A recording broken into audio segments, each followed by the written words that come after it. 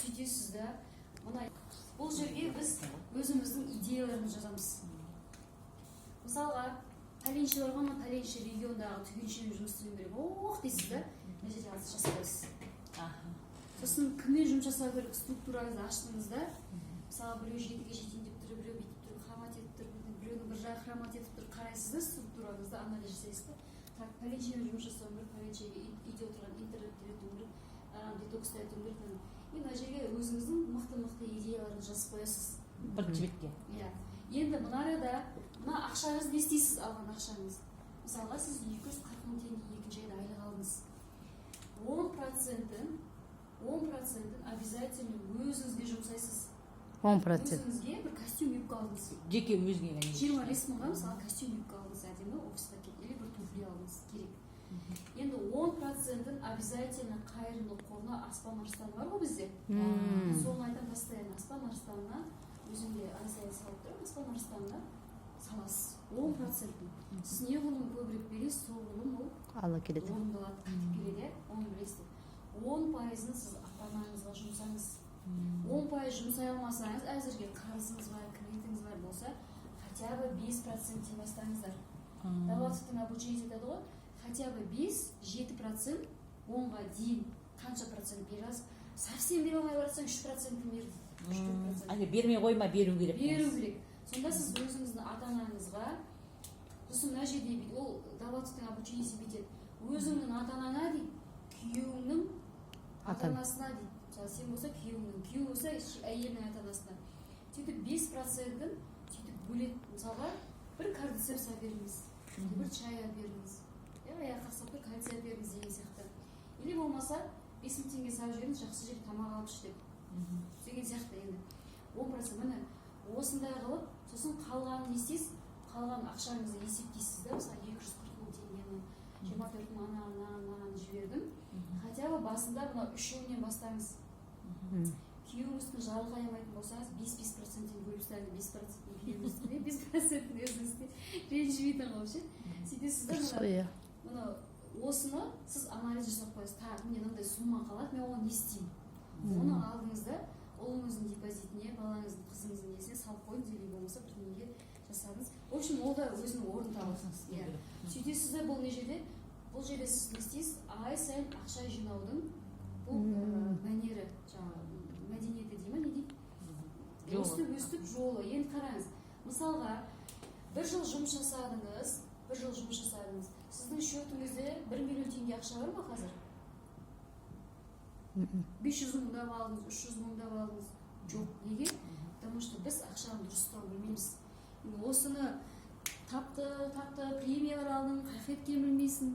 Сосын Давлатовтың тренингін барған кезде осындай прям формуласын береді, сол формуланы көрген кезде мынаны істемейміз ғой дейді.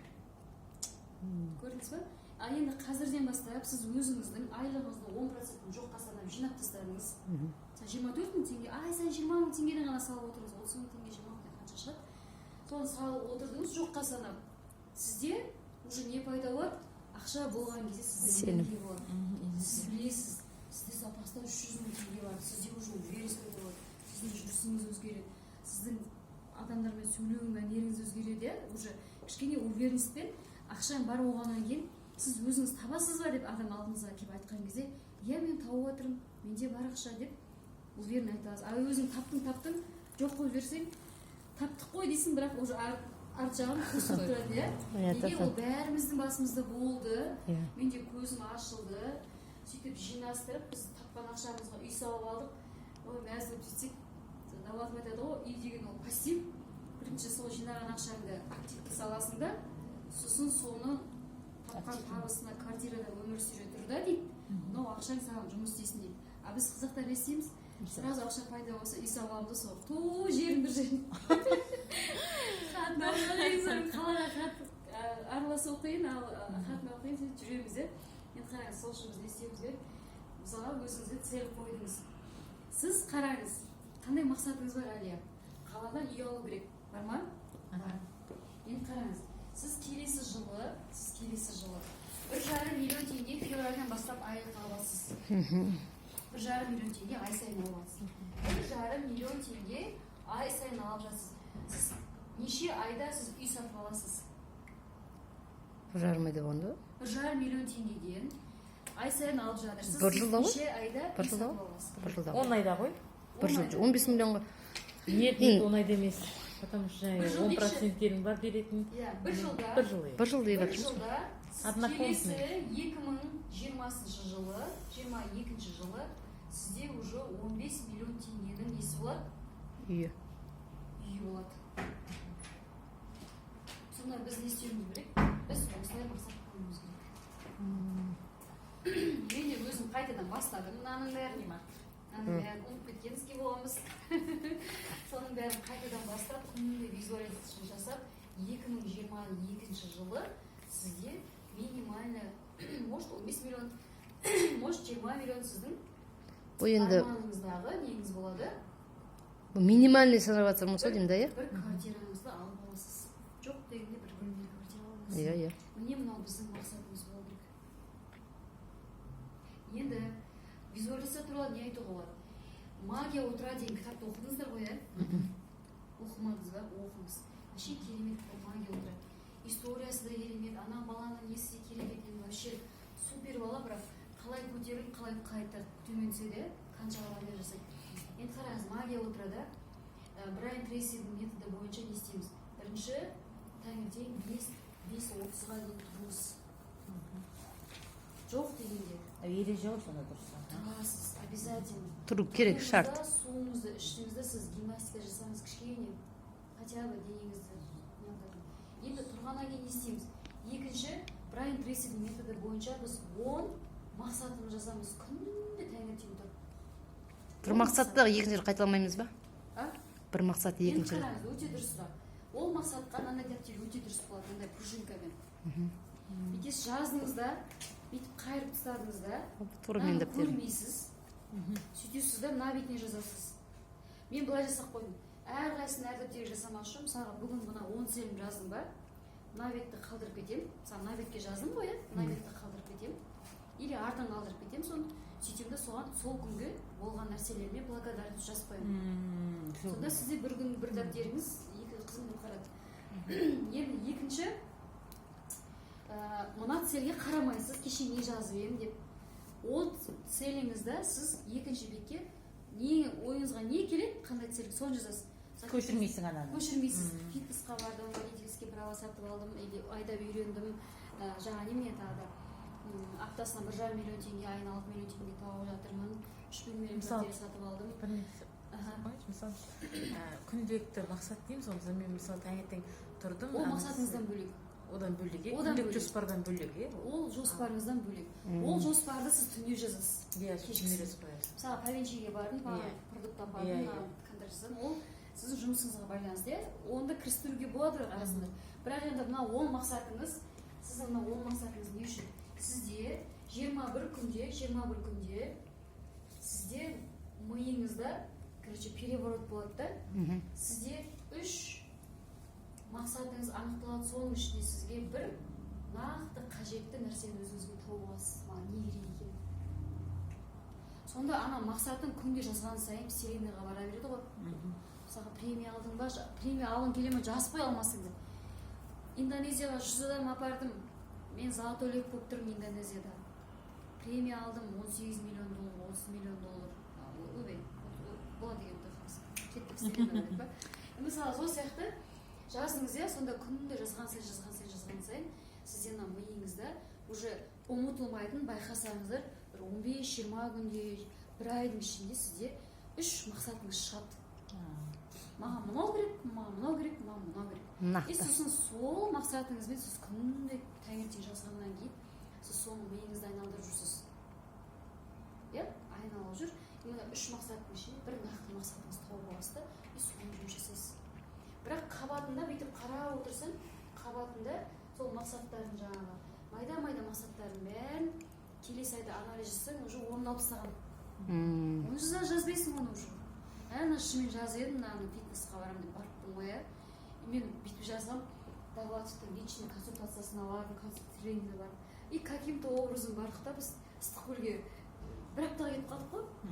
Күнде таңертең тұрасың, алдында Давлатов тұр, ұйықтайсың, Давлатов тұр. миллионермен бірге бір дастарханда болып Қызық. билеп күліп ойнап соның энергиясын алып соның обучениесін алып қарап отырсам былтырғы жазғандарым көбісі сәйкес келген да и былтырғы 2019 жылым жаман жыл болыпты өзіме көп тренингтерге бардым қатыстым и личностный ростқа өзіңе керемет андай бір басқаша боласың да сол сияқты сіз қандай адамдармен болғыңыз келеді қандай адамдармен сабақ алғыңыз келеді мысалы мен жазып қойдым мақсатыма менің арманым ол оғанда мысалға ақша табу керек мысалы Билл Гейтстен консультация алу бар ма мақсаттарыңыз Билл Гейтстің бір сағаты қанша доллар $1 миллион тұра ма минимально сондай и сол сияқты сізде сондай мақсат енді ол үшін не істеуің ол үшін сондай сенің бизнесің болу керек қой сен барғанда не істемейсің одан төлемей $1 миллион төлеймін сол сияқты сіздің мақсатыңызды мына жаңа бағана айтқан елу мақсат бар ғой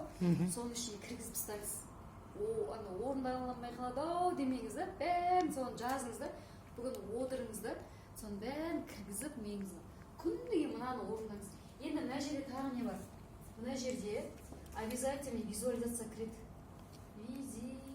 Визуализация. Сол мысалы 10 мақсатты жаздың таңертең жаттығуын жасадың мақсат сол 10 мақсатқа визуализация жасайсың ол мақсатқа емес вообще мақсатыңа мысалы күйеуге тигіңіз келе ма қарайсыз прям секіріп алдыңыз да дедіңіз да отырдыңыз поза отырсыз и представьте ана жігітті прям сізді иіскеп жатқаныңызды сүйіп аймалап жатқаныңды құшақтап сізге Айля жаным менің сен өмірімнің гүлі болдың үшін маған тұрмысқа шықшы деп сізді ресторанға шақырды жүзікті тақты шампанский тық деп атты екеуіңіз вечер вдвоем сен отырсыздар ризасың елестеді ма енді осыны той болып ана бипылдатып жатқаны бәрін жаңа бала туып баламды прям емізіп отқан мен қыз тудым ұл тудым прям сүттің ағып жатыр емізіп жатсың и вот так надо представить визуализация сен айтсаң мен кіріп кеттім ғой сонда қараңыз айтқан кезде бірінші күні не получится миың қатып қалған ештеңе көре алмайсың бұны мен қайдан үйрендім бұны бірінші $5000 алатын кезде мен миыма кіргіздім мен қайтсем де $5000 менің бірінші визуализацияны ашқан сол $5000 болды негізі бірақ оның алдында визуализацияны білмей мен просто мынау қайталау деді ғой төртінші мына жерде төртінші бар аффирмация осы аффирмация деген не дегеніміз аффирмация деген керемет жұмыс істейді ғой сұмдық жұмыс істейді ғой аффирмация деген енді қараңыз визуализация аффирмация мына визуализация жасаған кезде бірінші адамдар қандай қателік жібереді просто сезбейді мысалға сіздегі бар нәрсе мысалы Toyota RAV4-дің мен қазір осы аптаға мақсатыма қойып қойдым баруым керек хоть бүгін барсам да Toyota RAV4 хочу RAV4-ға барып прям ана салонға кіріп отырып рульға отырған видеоға түсіріп суретке түсіру керек та и соны күнде сезіну керек мен отырамын бірақ что-то не то отырып жатырмын да қазір енді визуализация жасаған кезде бірінші қандай қателік біз бірінші сезіне алмаймыз визуализацияда бізде жүрек қосылады бізден мұрын иіс сезеді көзіңіз көру керек те прям и мына сізде чувство болу керек қуанышты прям Айля қараңыз сіз күйеуге шыққан кезде сіздің ата анаңыз бәрі тілек айтып жатыр сіз медовый месяцке Дубайға кеттіңіз қандай сезім болады сезінген жоқсыз иә соны сезінуіңіз керек рас прям ана бүйтіп мындай қолдары қатты менің қолымды құшақтап жатыр екеуміз бірге ұйықтап жатыр представьте просто и сосын жаңағы маған жүзік салып жатыр менің балаларым бар машинада отырсың күйеуің айдап отыр сенің артыңда 3 балаң отыр қыз ұл қыз сендер продуктіге барыңдар неге барыңдар развлекательный центрге барыңдар и просто представь мысалы банкоматтан шықтың ақшаңды алдың машинаға отырдың артына қарасаң 3 балаң отыр мына жерде күйеуің отыр рульде и түсті үйіңе келдің прям зыззыз баруда ашылып жатыр особняк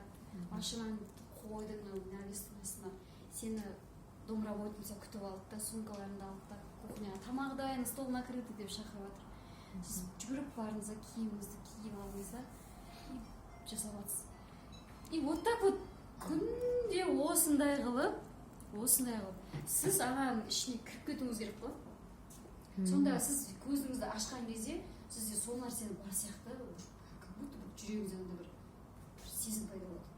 Ол кезде сол кезде сіздің визуализацияңыз сработает. А просто сыртынан көріп көре алмай жатырмын, құрсыншы бүгін көре алмадым болады осы десеңіз, онда сол ол сіздікі болмайды, сіз алмайсыз, оны гули алады.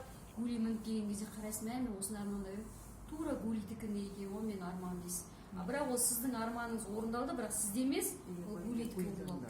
Түсіндіңіз ба? Сол үшін визуализацияны күнде таңертең тұрғанда ол бізден ақша сұрамайды. Иә. Просто сіз уақыт табуыңыз керек, и соған сенуіңіз керек. Сонда мынаны енді үшінші, төртінші нәрсе бұл аффирмация. Аффирмацияны қалай жасаймыз? Айтамыз. Аффирмацияға өзіңіздің қалаған нәрсеңізді айтыңыз. Менің адал саналы күйеуім бар. Рахмет Мен айтыңыз. бақытты әйелмін. Менің балаларым өте ақылды, дана болып өсіп жатыр. Мен ризамын, мен бақытты анамын. Менің ақшам жан-жақтан ағылып келіп жатыр маған. Ақша менің досым. Шүкіршілік айту да. Оңай әрі тез келеді. Деп осындай сияқты аффирмацияны өзіңізге алып алыңыз да.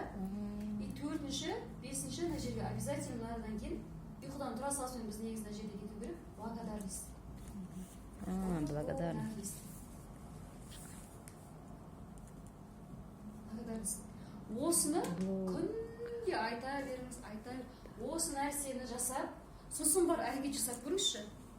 Біздің успехтің, табыстың 20% бұл действие болады. 80% бұл біздің мынауымызға байланысты. 80% бұл психология. Сіз қалай өзгересіз, сіз қалай сенесіз, солай сізде поток ашылады, солай сізде адамдар келеді, солай сізде бизнес жүре бастайды. Нужный адамдар нужный момент келіп қалады. Мысалы мен 50 000 доллар ең бірінші жасайтын кезде менде командамды кілең потребителер. Біреу алады, біреу алмайды. Ол кезде токсин программа жоқ, апарып 400-ге құйдыра салатын, иә. Сол кезде келдім, менің арманыма 5 000 доллармен бір адам келді ғой. Ой Алла. Потребитель. Келді да тракторын сатты, комбайн сатқан, ақшасы бар екен. Алды, продукцияны алып қия салып, бүкіл семьясы мен мамасына, шешесі бәрін алды да түсіндіріп беру. Сөйтті да продукция мықты екен деді да келді ала салды. Сөйтеді да кейін неменеге алдым сол. Ол не болды, бірақ денсаулық алып кейін рахмет еді. Бірақ сонда ол адамның менің арманыма адам келіп тұр да. Иә. Премия алуына түсіндірсіз ба? Сол сияқты фраза Алла жіберді. Сіздің сұранысыңызға Алла Тағала өзі жібереді. Біз өзіміз не істеуіміз керек? Бірінші соған сенуіміз керек, соған сұрауымыз керек. Болды. Басқа ештеме емес. Сол үшін бүгіннен бастап біз кімміз? Бүгіннен бастап біз миллионерміз. Миллионерміз, иә. Ішіңізден қайталаңыз. Мен миллионермін. Бір жігіт айтады дейді да. Дымы жоқ, әйел тастап кеткен, ештеңе амалсы қалмағанда сөйтті да барыпты, карта желание жасапты. Сөйтіп әйеліне звондапты. Толқын, кел, не жұмыс таптым, кесей бірдеңе айтам саған, күшті. Үйіне бар, кеп қалса, карта желание шығады. Плакат алып тұр дейді. Көрдің бе толқын, мынандай машинеміз болады, мынандай үйіміз болады, мынандай болады. Кетші ердеймін. Жеттеген жұмыс тапты ма деп дұрыс қалмай кетсем, сен де вообще күша кеткен екен ғой деп. Сөйтіп біз енді амал жоқ күйеуім ғой дейді, соны ары қарай сөйтіп дейді да. Бір каким-то образом таныстар кездесіп, бір фирмаға ұсыныс жасаған, ол бастығы байқаған, одан оны сөйтіп ана бір жылда товар әкеліп жасап, бір жылда 15 миллионның машинесін алып, квартирасынан сондай болған ғой. Сол сияқты не дейді, ең бірінші біз табысқа жетудің бір секреті, бірінші біз соны болатынына сенуіміз керек та, и соған қарай әрекет жасау керек. Сонда өзіңді сендіргенде, подсознаниемізді мусордың бәрін тазалап, соның бәрін жоғалтып, бізге мынандай позитивный нәрсенің бәрін кіргізген кезде аффирмация, ол кіру үшін біз оны күніне 1000 рет қайталауымыз керек. Күніне 100 рет, 200 рет айта бер. Аузын талып кеткенше айта бер. Наушник салып алып, диктофонға жазып қойыңыз өзіңізге. Осы аффирмацияны, не аффирмация керек, соны 3-4 реттен қайталап, мен миллионермін, мен бай қуаттымын, менің ақшам тасып жатыр, жан-жағына бәріне жетеді. И соны 4-5 аффирмацияны, мен әдемі күйеуім бар, короче, болмаса, мен тұрмыстамын, менің керемет балаларым бар. И осыны айтып миыңызға кіргізген кезде, подсознанияға ровно 2-3 айдың ол жазылады. сосын ішіңе ұйықтап жатасың ғой, ұйықтап жатсаң соны қайталап жатасың. ұйықтап Автоматом ол как заезженная пластинка сіздің ойыңызға сіңген кезде сізде сол нәрсенің бәрі просто сіз өзіңіз сол нәрсені притягивать ететін магнит боласыздар, ас болды. Сіздің пәлен адам шақырып деп жүрген баяғы келген потоктарыңыздың ішінен бір адам келіп айтады, не істейін деп едім баяғыда, помните, айтып едіңіз ғой деген. Өзіңіздің таңғалатын жағдайларыңыз болады да. Әрине әрекет керек. Өзіңізге жоспарды құрасыз, әрекет жасауыңыз керек. Әрекетсіз ол аспанға қарап ол болмайды. Бірақ сізге подсознаниемен тазалап барып бірге жұмыс жасасаңыз, сізде плодотворный жұмыс болады, жемісті болады ол. Жемісін жақсы береді. А егер оны тазаламай, мусор болып бір күн жасады, визуализация, екінші күн жасамады, ұйықтап қалдың. Бір күн гимнастика жасады, екінші күн жазылған жоқ. Ол кезде ол не уже не сработает. Сіздің ана вселенныйға жіберген андай цепочканы үзіліп қалды да. Ол уже қиындау болды. Болады, бірақ может 6 ай 7 айдан кейін келіп шығар бір адамыңыз, может бір жылдан кейін келетін шығар. Вот міне сонда не істеуіміз керек?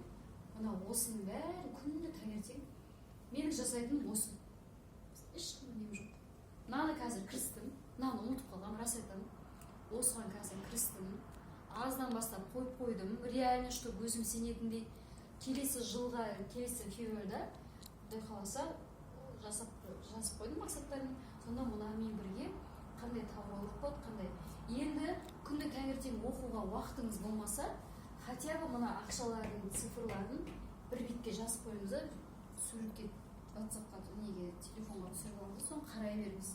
Екінші айда пәленмін, үшінші айда пәленмін, төртінші айда пәленмін деп ше өзіңізге. Сөйтесіздер, міне осыны жұмыс жасайсыздар. Міне осы. Қандай сұрақтарыңыз бар? Жай сонда аффирмация мен благодарность екеуі бір болып кетті ма? Жоқ. Благодарность сіздің өзіңізге. Шүкір. Бүгінгі болған заттарың, кеше болған заттар ма? Иә. Тұрғаныма шүкір. Аллах нұр жаусын. Благодарю тебя. Благодарю тебя. Бәріне благодарность. Сосын бізде негізі көп нәрсе біздің жолымыздың болмайтыны, күйеу таңдағанда дұрыс болмайтыны, әйел таңдағанда дұрыс болмайтыны бәрі айналып келгенде обидалар ғой сол біздің обида. Шешеңе обидаң болды ма, бітті, дұрыс келін келмейді. Сондай екен. Әкеңе обидаң болды ма, сен сол әкеңнің качестволары бар, күйеу келеді саған. Ол 100% айтамын. Сол сияқты сонда, сол үшін егер бар ойлаймыз да, мынаның білімнің бәрі осыдан қазіргі жастарға бізге мынаны мектепке енгізіп қою керек қой негізі. Түп сана, бізде университетте оқытқан жоқ. Бізде университетте жаңағы пәленшенің шаңы ұшып кетсе, жаңағы кубометр шаңын есептегенде санпин дегенде даладағы нормалар қазір керек жоқ. Біз мысалы гигиенический норма, нормативтер қазір. Допустим, да, қазір басқаша болып кетті ғой бәрі. Бақаның бірдеңесін жасайсың,